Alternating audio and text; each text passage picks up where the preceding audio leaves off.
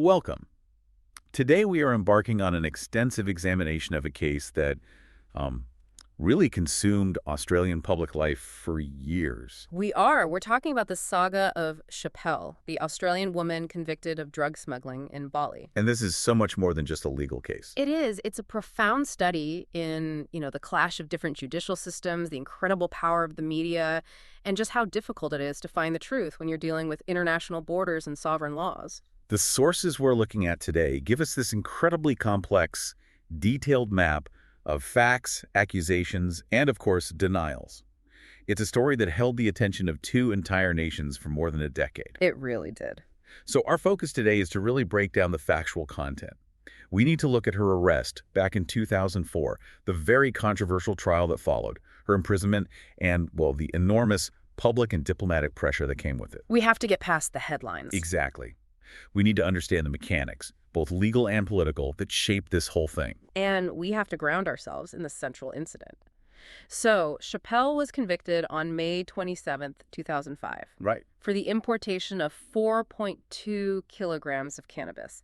That's roughly 9.3 pounds. Found in her luggage at Bali's Ngurah International Airport, that one discovery led to a sentence that completely redefined her life. And from the very beginning, her defense was completely consistent, unwavering. She has always maintained the drugs were planted in her unlocked bodyboard bag, and that she had absolutely no knowledge of them. And that question, was she guilty, or was she this unwitting victim of a trafficking operation? That's what kept the public completely hooked for so long. So our objective is clear. We're going to systematically analyze the key conflicts in the evidence, and there are many of them. We also need to understand the legal and diplomatic context, which was quite restrictive, and then trace the immense human element of a story that truly became a cultural flashpoint. Okay, so let's unpack this. We should probably start with her background and the events of that day. To really get the scale of what happened, we need a little bit of context about who she was before all this. We do. Schapelle Corby was born in 1977 in Tugun, Queensland. Her early life was, by all accounts, pretty ordinary. She left school after year 11, right? She did. She partially completed a beauty therapy course, but then went to work, mainly in her family's fish and chip shop and also at a Coles supermarket.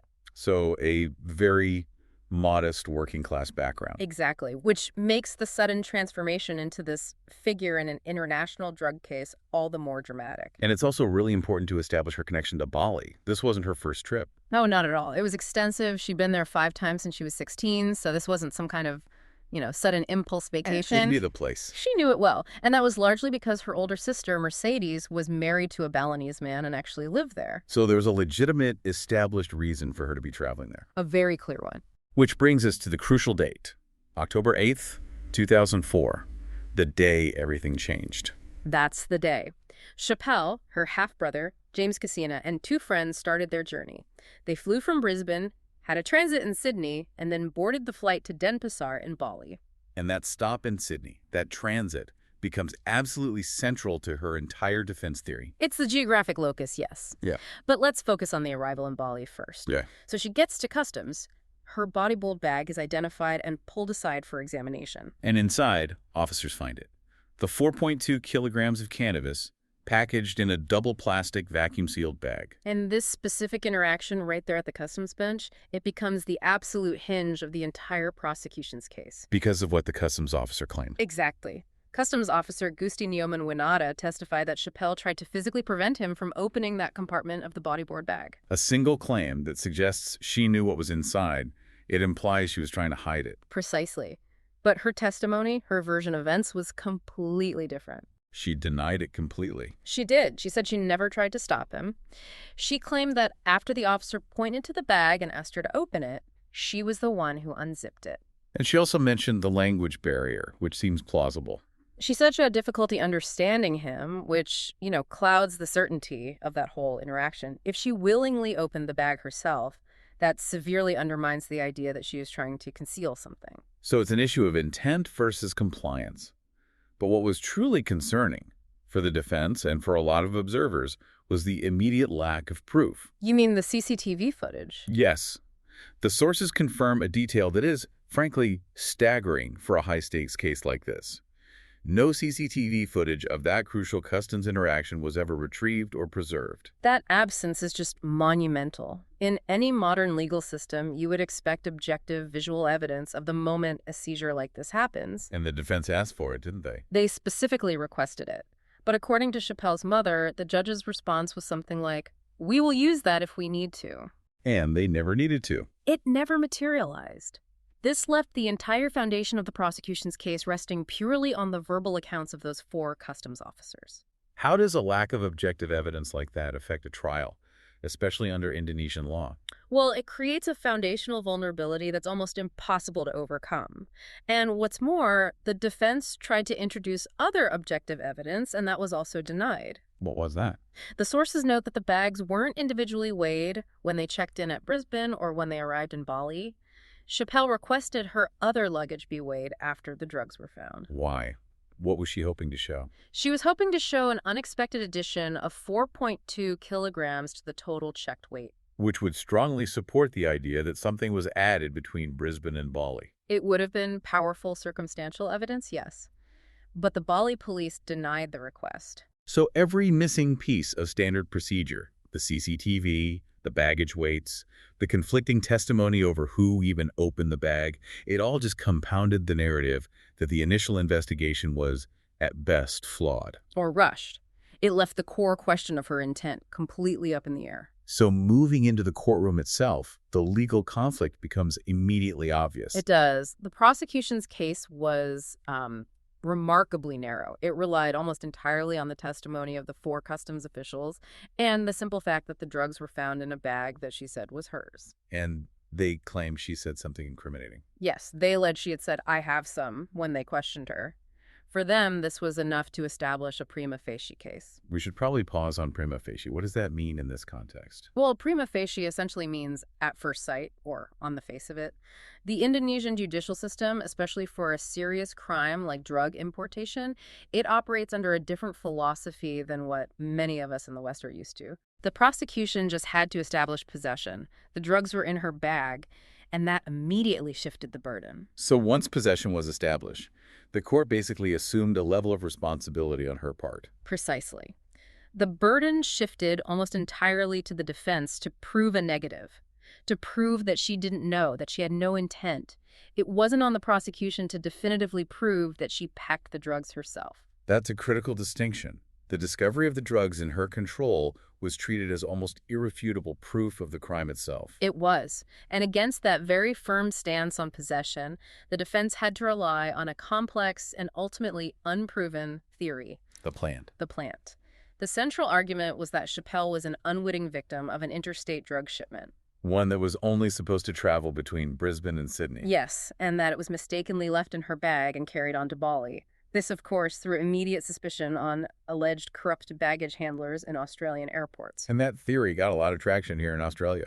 It did, especially after Ray Cooper, a former head of operations for the AFP's Internal Investigation Unit, actually testified in her defense. What did he say? He said it was a plausible scenario. He claimed it was known within the AFP that passengers were sometimes unwittingly used to move drugs between domestic airports in Australia. That sounds like a powerful piece of testimony for the defense, even if they couldn't name names. It was. However, this entire defense strategy suffered a devastating blow years later, and it was self-inflicted. Right, this came from her own former lawyer. It did.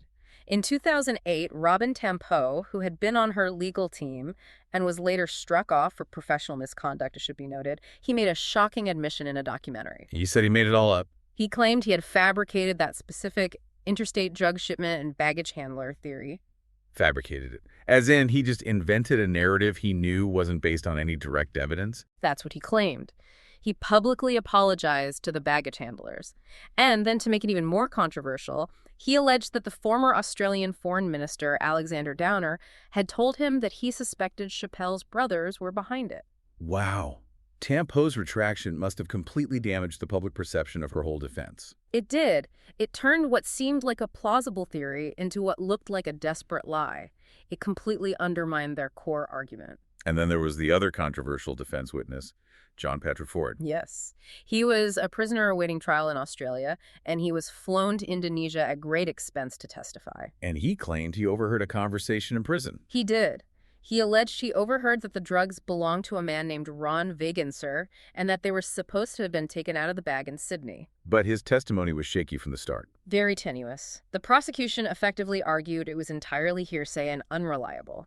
Ford was facing his own serious criminal charges, and he refused to name the person who allegedly planted the drugs, claiming he feared for his life. And his own legal troubles didn't help his credibility? Not at all. He returned to Australia, was later convicted of rape, and then was stabbed in prison, which his wife claimed was a direct result of his testimony in Bali. So the defense was essentially stuck.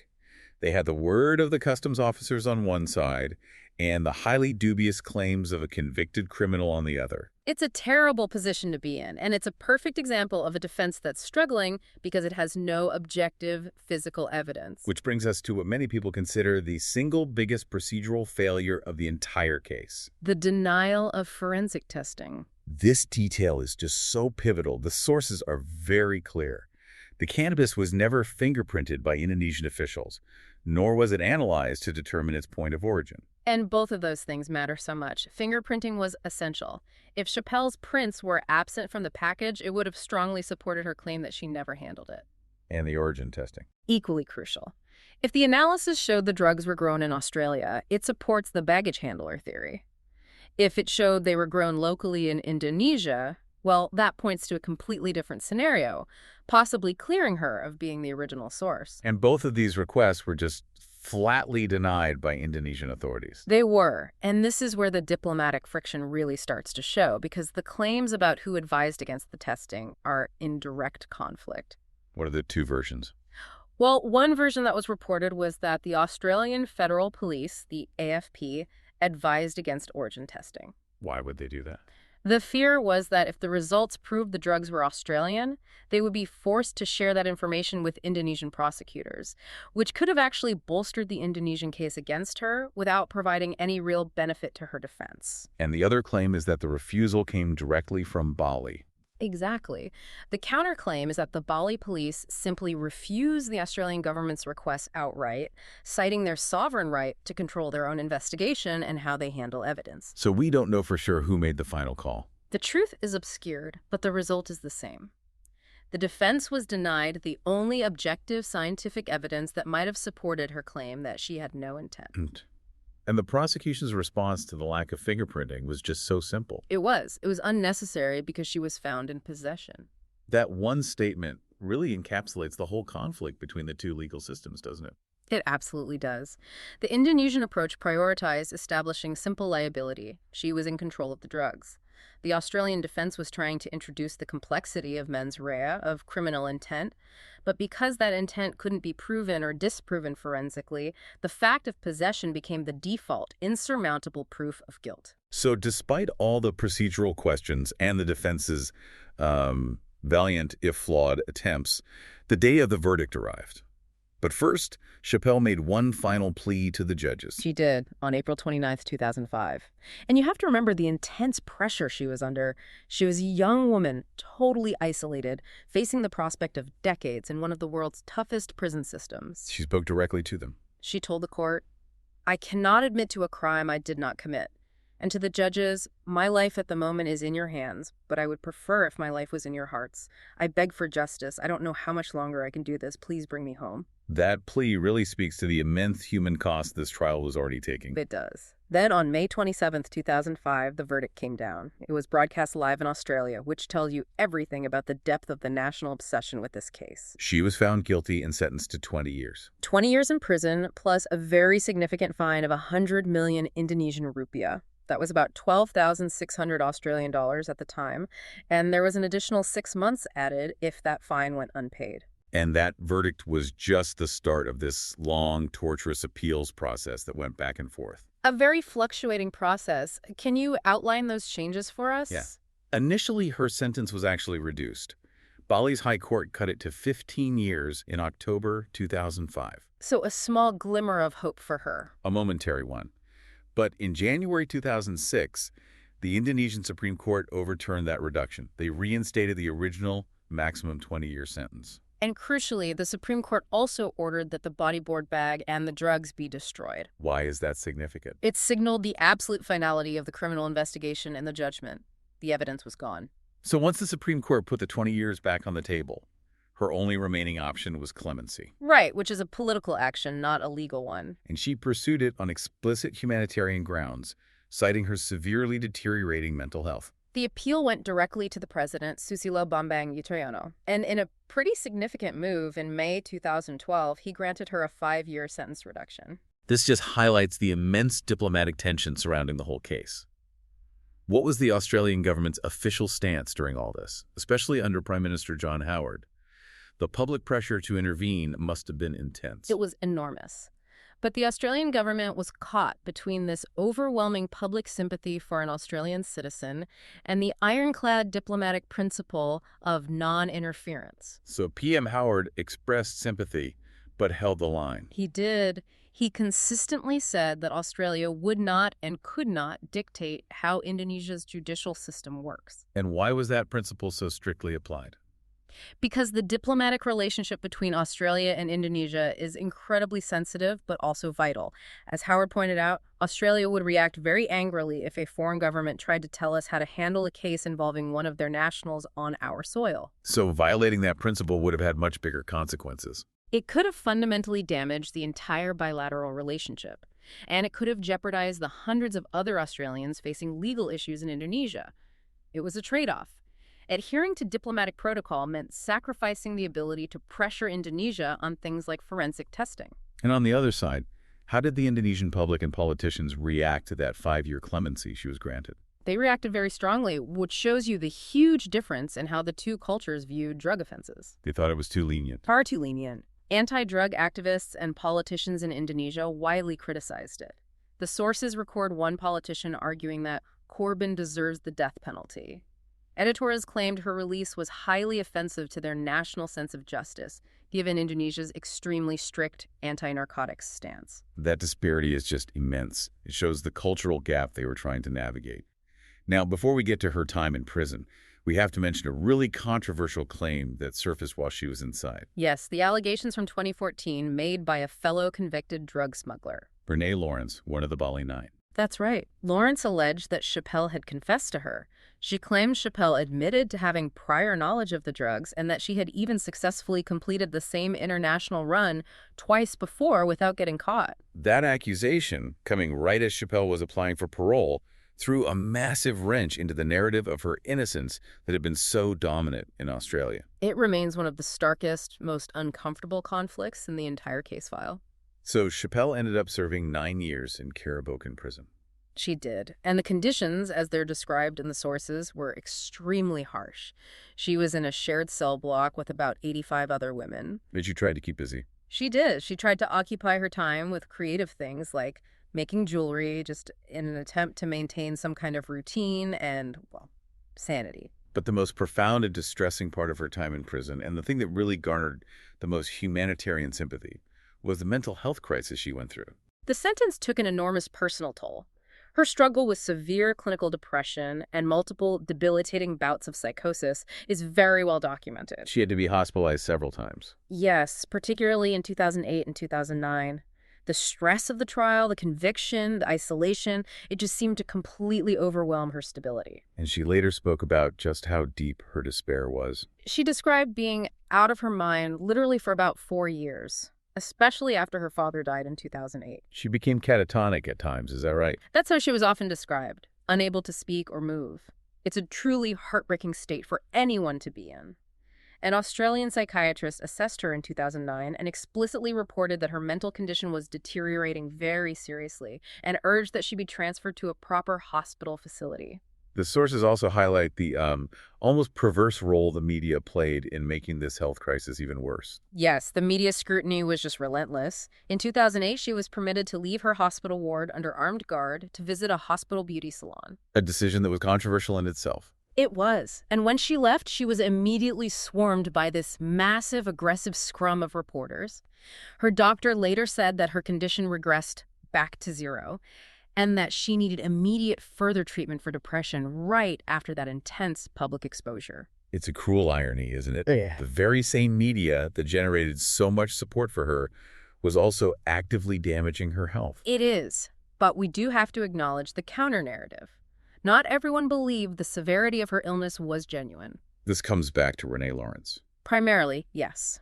Lawrence championed the claim that Schapelle's mental illness symptoms were faked, or at least exaggerated. Why would she do that? According to this account, the performance was intended solely to attract leniency, to secure those sentence reductions, and to increase the chance she'd be granted parole on humanitarian grounds. We have to report that claim as part of the narrative without drawing any conclusions. Right. But despite those conflicting claims, her humanitarian appeal for clemency, based on her health, was successful. It led to that 5-year reduction. And that reduction made her eligible for parole, which she eventually got. She was released on February 10th, 2014, after serving exactly 9 years. And a crucial detail that allowed her to accept the parole was that the conditions did not require her to admit she was guilty. So she could maintain her innocence while still getting out of prison. Exactly. It allowed her to stick to the planted drugs defense while securing her release. But it wasn't total freedom. There were very strict conditions. Extremely strict. She had to stay in Bali, live with her sister Mercedes, report to the Corrections Bureau every month, and she could not leave Indonesia without explicit official permission. And that lasted for another 3 years. Until her final release date on May 27, 2017. Her return to Australia was conducted under this overwhelming, almost military-style security detail. To protect her from the media frenzy. The media frenzy that was accurately described by everyone as an absolute media circus. So even after her return to Australia, the public scrutiny, the controversies around Schapelle and her family, they didn't just go away. Not at all. The legacy of the trial and the continued speculation about her guilt ensured she remained headline news. We can trace some of this back even earlier to just after the conviction with the whole Malcolm McCauley issue. Right. Australian police seized some photographs that showed Schapelle with McCauley, who was a convicted drug trafficker in South Australia. And the initial media reports suggested these photos were taken before her arrest. Which would have implied a pre-existing link to the drug world. But McCauley clarified the situation. He said he'd visited her in Karabokan prison twice in 2005 to offer support during her trial. So the photos were taken inside the prison? Yes, at an empty fish pond with permission from the guards. But even though they were taken during her imprisonment, the timing of their public release was disastrous for her legal battle. It was. Bali prosecutors publicly said they were concerned that the judges who were considering her appeal would potentially increase her sentence in light of photographs showing her with an alleged drug smuggler. So it created a perception of guilt by association. It did, and the following month, the Indonesian Supreme Court reinstated her full 20-year sentence. It just shows how perception, even if it's refuted, can have very real consequences in a case this high profile. And compounding all of this were the documented claims about her immediate family's own connections to drugs. Which the media eagerly pulled together, fueling this public belief that the Corby family was, generally involved in the drug trade. So let's go through the specific details from the sources. Well, her father, Michael Corbin, who passed away in 2008, had been fined back in the 1970s for possessing 2 grams of cannabis. A minor offense from a long time ago. Yes, but more recently, he was linked to a property near which 5 kilograms of cannabis were seized just 1 month before Schapelle's arrest. Did they ever link him to it directly? Queensland police later stated they had no definitive evidence linking him to the drug trade, but you can see how the optics were undeniably poor. And the speculation only got worse when her half-brother, James Cassina, who was traveling with her on the day she was arrested, was himself convicted of a drug-related home invasion. Yes, assault and possession shortly after her sentence was finalized. Cassina was sentenced to 4 years, though it was suspended after he served 10 months on remand.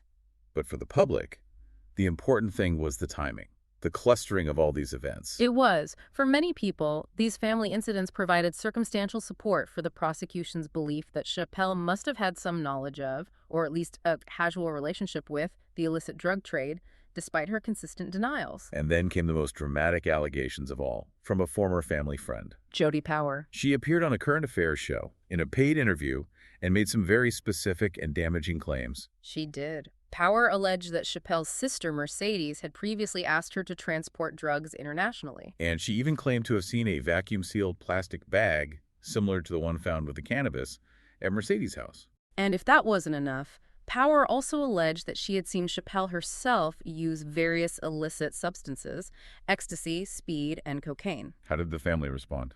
Mercedes Corby vehemently denied all of it. She called them disgusting lies designed to sabotage Schapelle's appeal.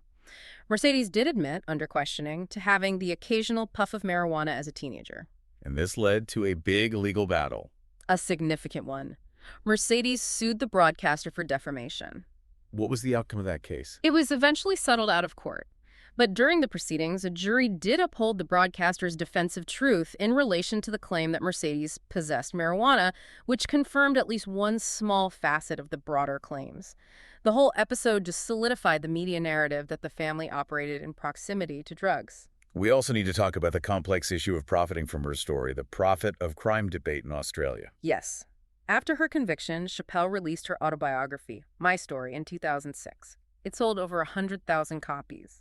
And that immediately ran into Australian laws designed to stop convicted criminals from capitalizing on their notoriety. The proceeds of crime laws. They allow the government to freeze and ultimately seize any income that's derived directly from a criminal offense or the story of that offense. So what was the legal tactic they used to try and get around these laws? Well, in what was widely seen as a calculated legal maneuver, the book's copyrights were immediately assigned to her sister, Mercedes, and to the co-author. To try and legally distance Schapelle from the money? Exactly. The argument was that if Schapelle didn't technically own the copyright, then the profits weren't technically hers. And did that work? No. The Australian government moved very quickly to freeze the profits. In March 2007, the Queensland Court of Appeal barred the family from spending any of the book's income while the Commonwealth proceeded with its claims. And how much money was frozen? Ultimately, an amount of $267,500 generated by the book was frozen, pending final forfeiture. It just underscores the immense legal complexities and the state's determination to prevent convicted criminals from benefiting financially. It's clear that even after 9 years in prison and her deportation, Schapelle has become this permanent public figure, a kind of celebrity born from controversy. Precisely. She's maintained a very high degree of visibility. She's appeared on major Australian reality TV shows like SAS Australia and Dancing with the Stars. And she even released a pop song. She did, Palm Trees, in 2018. She has cemented her place as this enduring media persona, despite, or, maybe because of, the ongoing questions about her guilt. That continued public engagement just ensures the controversy never really dies. The sources even mention her advocacy for the missing child William Tyrrell, which was sadly met with dismay by the child's family. They didn't want the association with her public profile. It shows that even when she attempts to engage positively, her efforts are still weighed down by the historical context of her conviction. So to bring this very intricate analysis to a close, let's just summarize the key tensions that really define this case. Well, we have the core conflict. Her conviction rests entirely on the testimony of customs officers, and the simple fact she was found in possession of those 4.2 kilograms of cannabis. And on the other side, you have her consistent, unwavering claim that the drugs were planted. A claim that gained a lot of traction because of the multiple failures of the initial investigation to secure key objective evidence. Like the crucial CCTV footage. And the procedural denial of proper forensic testing, the fingerprint and origin analysis that was never done. Her long, torturous path through the Indonesian legal system saw an initial 20-year sentence, which was briefly reduced to 15, then aggressively put back to 20. Before finally being cut by 5 years because of that successful humanitarian clemency appeal, which was based on her severe mental health crisis. And that appeal, however necessary it was for her well-being, really exposed the stark legal and cultural differences between Australia and Indonesia. It did. It placed the Australian government on this diplomatic tightrope where non-interference was prioritized over intervention, which ultimately limited what the defense could do. The entire saga really morphed from a criminal case into a national cultural moment. While public opinion was, and still is, fiercely divided on whether she's guilty, many felt the trial itself was fundamentally unfair. Especially given those procedural denials. And the case had a direct, measurable impact back here in Australia. It led to an immediate increase in the sales of luggage locks. And people started filming their luggage at check-in. Yes, as a direct precaution against suffering a similar fate. It transcended a cautionary tale and became a national conversation about trust, sovereignty, and the limits of state protection for citizens when they're abroad. And that brings us to a final question for you, the listener, to reflect on. Despite Schapelle serving 9 years, despite the mountains of media coverage, essential facts like definitive forensic evidence proving or disproving the drug's origin or objective proof of whether the drugs were planted, they remain entirely obscured. So how does this fundamental lack of definitive physical evidence, those missing fingerprints, that denied origin test, how does that allow speculation to sustain itself for decades? How does it transform a legal conviction into an enduring national myth that continues to capture our attention and define a major chapter in Australian legal and media history? That's certainly something to ponder. Indeed. Thanks for listening.